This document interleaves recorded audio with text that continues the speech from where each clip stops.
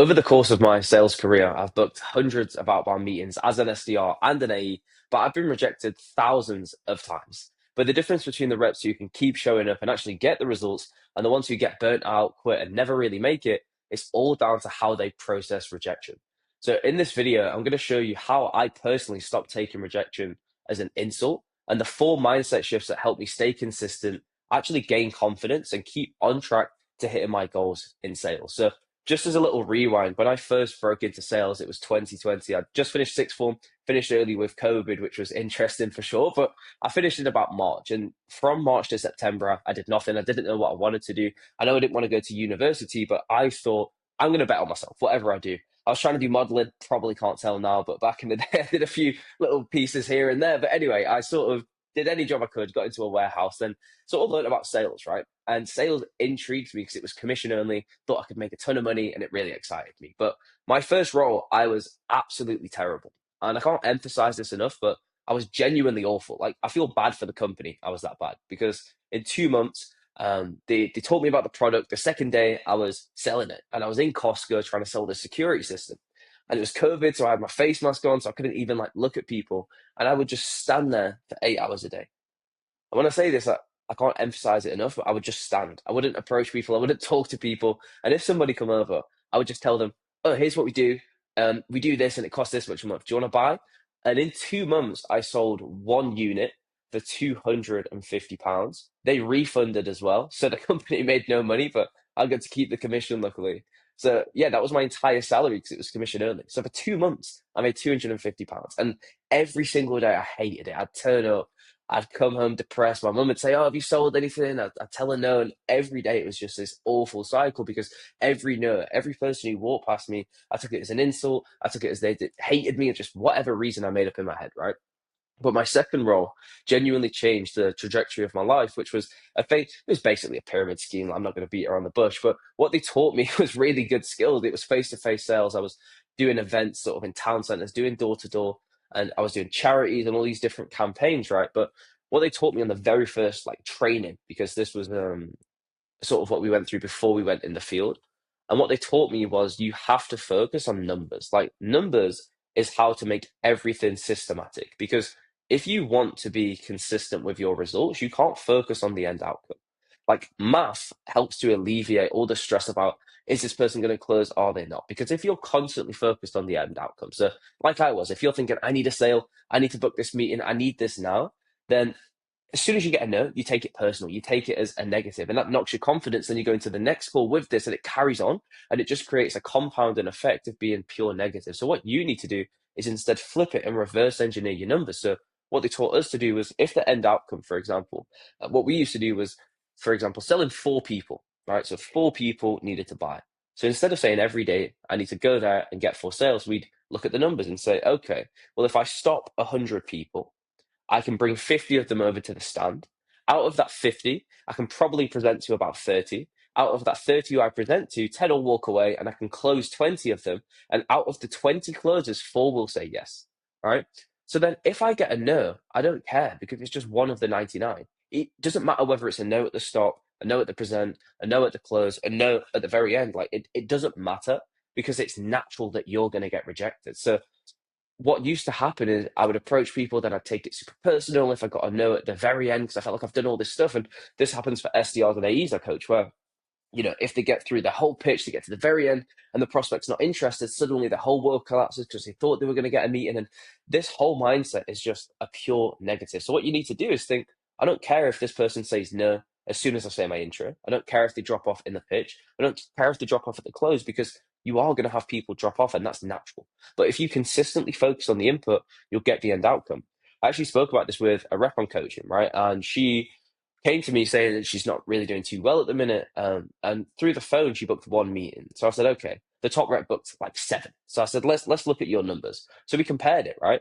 And her numbers versus the top rep, like we could see the gap. So the top rep had about a 5% connect rate, 50 conversations. Out of that 50 people who connected, sorry, had 25 conversations. And then out of those 25 conversations, booked seven meetings, right? Versus the rep who came to me had a similar ish, like 55, 50 connects, way more conversations, 35, which is good. It shows she has a really strong intro.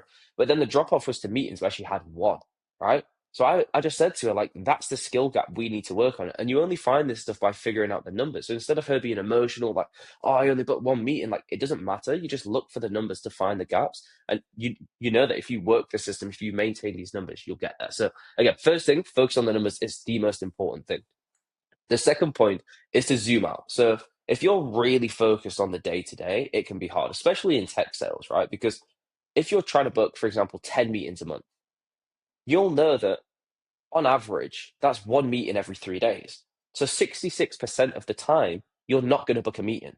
So if you go into every single day, like, I need to book a meeting today, and you don't, and that knocks you, it's just illogical. Like, based off your numbers, it just doesn't make sense. And I don't think I've ever met a rep who's targeted 30 plus meetings a month, right? Which is one a day. So you need to sort of extrapolate it and look at it over the course of a month, over the course of a quarter, over the course of a year, right? So instead of being so caught up in the day to day and caught up on that call or that conversation, you just need to really zoom out and think about how is this going to lead to the month. If you maintain that input every single day for every single week over the course of the month, you will hit your target. So why did it matter if you get one meeting today, if you get zero, if you get four tomorrow? Because the numbers will work itself out, right?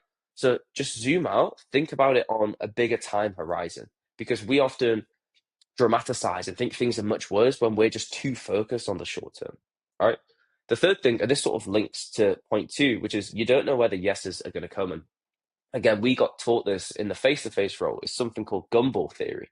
And the premise of this, let me explain. So when you go to the arcade of the big gumball machines where you put the coin in, you twist it, and let's say in that machine there's 100 gumballs, right? And 96 are red and four are green. So if you turn it once, you may get a red. If you turn it 50 times, you may get zero of the four greens and 50 reds in a row, right? If you turn it four times, you could get all the greens instantly and then 96 reds. Like, the point is, it's the same with sales. You don't know where the yeses are going to come, but you do know if you turn it 100 times, you're going to get all the yeses and all the nos. So this is how we should approach cold calling, cold emails, face to face. Like, all sales applies with this concept. So instead of picking up the phone thinking, oh, this person's going to be a yes, or if you get a yes early in the day thinking I'm the best, and then lacking off, right? Like, you just can't do it. You have to focus on your numbers. So even if you're, let's say again, let's use a cold calling example. So 100 dials a day, 5% connect rate, 50 connects, 50% connect to conversation, 25 conversations, and you book five meetings, right? So let's say they're your numbers. So if you pick up the phone, you do three dials and book three meetings, you don't then just lay back and think, I'm done for the month, right? Because it doesn't work like that. You don't know where the yeses are going to come. You don't know if you're going to book these meetings every single day like that. So what you have to do is instead attack the input. Like, just focus on the things in your control, which is input. You can't control if that person's going to say yes or no. Of course, you have a higher likelihood if you have great tonality, say a great pitch, follow a structure. Like, of course, that helps to increase your likelihood. But it's illogical to think that you can control if you're going to make somebody say yes or no. It just doesn't work like that. So again, don't lack off if you book meetings early, and don't get disheartened if it hasn't come. The face-to-face days, honestly, there's so many stories where I really wish I'd sort of documented more of this, to be honest. But I remember I took one of my retrains out, which was like a new rep, and I was in Loughborough. I was doing face-to-face sales. It was like 6 p.m., right? And we had to get four a day. I was on two, and he was on zero. And if I come back with my new guy getting zero, my manager would just rip me apart. So I was like, this is not happening. And it was one of his first days on the field. So it was really late. It was like literally 6 p.m. We'd been there since 9 a.m., right? Pitching, pitching. I think at this point I closed probably about 17 people, and two had said yes, right? But I and my retrain was looking at me all disheartened, basically sitting down, giving up, and he was like, "Why are you still going?" And I was like, "Because I need to close three more people." I was like, "I just have to. Like, they're the numbers. I know that my yeses are coming. I've had the no's. My yeses are going to come now." So then I just attacked it. So I was like, "I've got all my no's out of the way. The yeses are the only ones left. So why would I quit now?" Um, and again, like, it probably just sounds like I'm lying, but I don't really care. But anyway, I was able to book, well, sort of close two more people on the day, and then close a third and give the third one to him, so he got one, right? And it just shows that genuinely you don't know where they're going to come, but if you quit too early, you'll never get there. It's like the meme, it's like digging for gold, and then the guy walks away at the end. It's similar, but you just have to attack the input. That's in your control, and don't think this person's going to be a yes or no. And the fourth point is just detach from external approval and sort of validation. I think this is really tough, and it's probably like quite a deep thing, right? So I'm not going to go too far into it, but I think as we're growing up in school or from our parents or wherever, even friend groups, social groups, like we are naturally social beings. We want approval. We want to be part of groups. So when you're getting into sales and you're getting told no, you're getting ignored, you're getting rejected, like it can be really hard. Because it goes against our nature in a way. Like we want approval, we want to be part of the pack in the group from our like primitive status, right?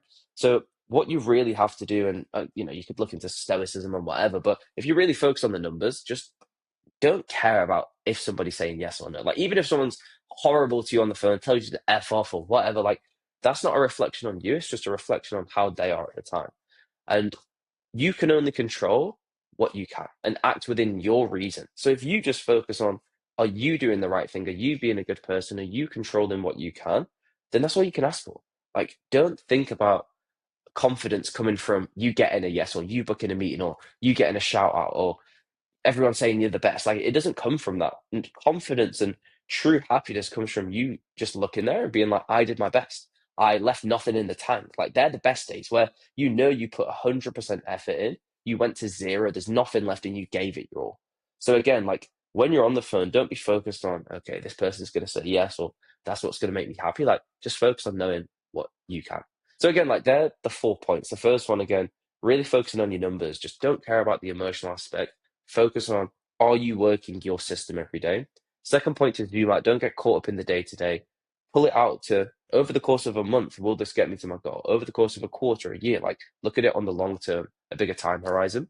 Third thing, you don't know where the yeses are going to come, so don't give up too early. Just know that if you work that system, the yeses and the no's will come. So why would you care about either? Like yeses are natural, no's are natural. And then the fourth thing, like just detach from that external approval and focus on what you can control. So again, like I said, rejection is just part of the process. You're gonna get told no. If you're in sales, accept that fact. Like a lot of salespeople think they can like overcome every objection and handle everything. You can't. Like you're gonna get told no way more times than yes. Even if you had a 40% close rate, which is incredible, 6 times out of 10, you still get a no. So just accept that fact and focus on the systems. And of course, if you want my support to help you build this system, help you work out your numbers to work towards that end goal and not get caught up with the rejection, feel free to book a call. There's the link in the description.